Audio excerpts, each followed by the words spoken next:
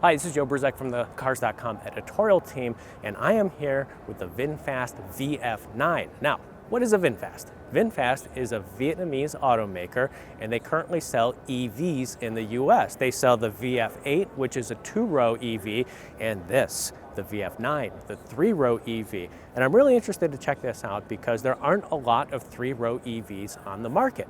With this being one of them, we wanted to see how it compares to our EV of the year, the 2025 Kia EV9. So let's check it out.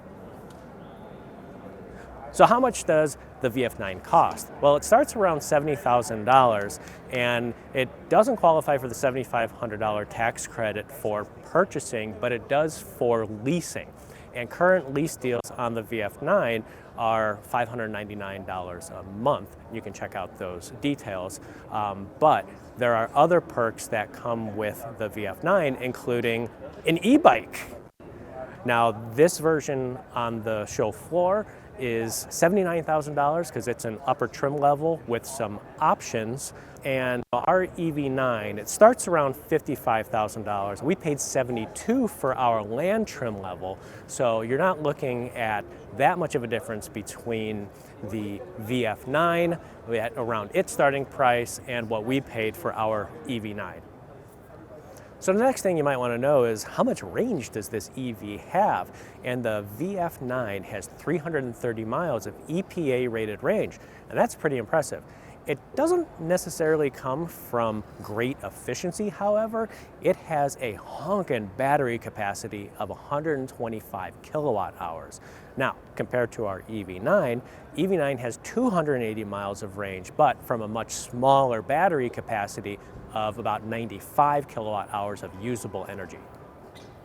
So how big is the VF9? Well, it's actually longer than an EV9, but it's shorter. So you have this elongated wagon type appearance. It doesn't look as much like an SUV as kind of a wagon, low slung. This is a very interesting looking vehicle, very different than an EV9. One of the things I like to see on this, good tires, Continental brand tires. These are cross contact RX tires, good stuff. And then another interesting bit is the airflow through the grille that goes up over the hood, and hey, look at that, it does, it goes right through. So obviously some aerodynamic enhancements here, but also just something fun to show off. So the interior of the VF9 is very different than what I expected. It's a mix of controls you're familiar with and controls that you may have to become accustomed to. For example, this 15.6-inch touchscreen has a lot of controls similar to a Tesla Model 3 or Model Y, where the climate controls are all digital on the screen. The steering wheel tilt and telescoping adjustments are in the touchscreen. Same thing with the mirrors, but you have physical buttons to select your gears, and then you also have turn signal and wiper stalks, which are nice to have. So it's kind of a blend of what a lot of EVs are doing and then just your normal car too.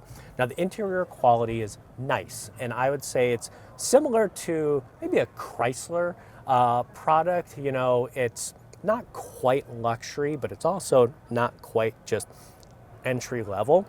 And the visibility I'm going to be interested to experience on the road, because right now over the shoulder visibility doesn't look great, but there are 360-degree cameras that could help with parking lot situations. But again, something that we'll have to further evaluate once we are driving the car. But let's check out the second row.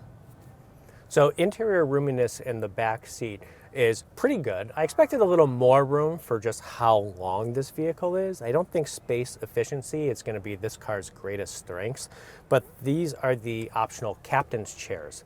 And this is the plus trim level, so this is the top trim level in the lineup, and they are comfortable. They're very cushy. Obviously, we'll need a lot more time to determine if they're comfortable for long road trips, but a couple things I wanted to point out. This has massaging seats in the second row, which is a pretty interesting feature.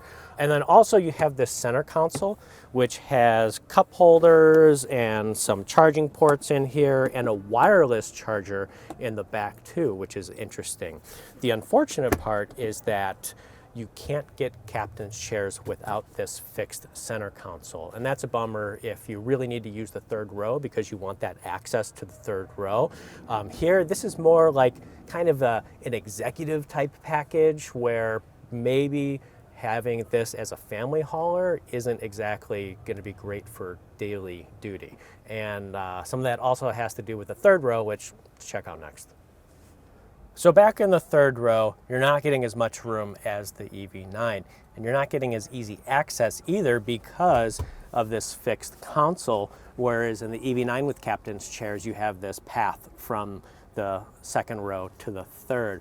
And also the tumble forward second row seats, not great if you have car seats, and my current life stage, I have a lot of car seats, so this stands out as something I'm not able to keep the car seats in the second row and have easy access to the third row. And you know, the third row is pretty tiny. You're on the floor, so your knees are elevated, but I do have good headroom and I do have some decent width back here.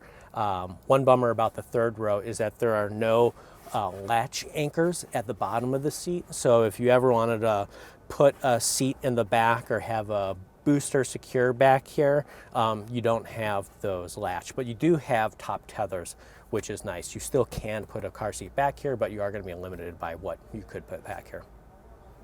So it was really interesting to check out the VF9 at the auto show floor at Chicago this year. And I will say, you know, if you have any hesitations about considering a new brand like VinFast, know that this does come with a 10-year, 125,000 mile warranty. And we're looking forward to giving you a full road test report when we get a chance to drive the VF9, where we can do our EV charging tests, EV efficiency tests, cargo tests, child seat testing. Really, we're going to put this thing through its paces when we get our hands on one. But for more news from the Chicago Auto Show, be sure to visit Cars.com/news.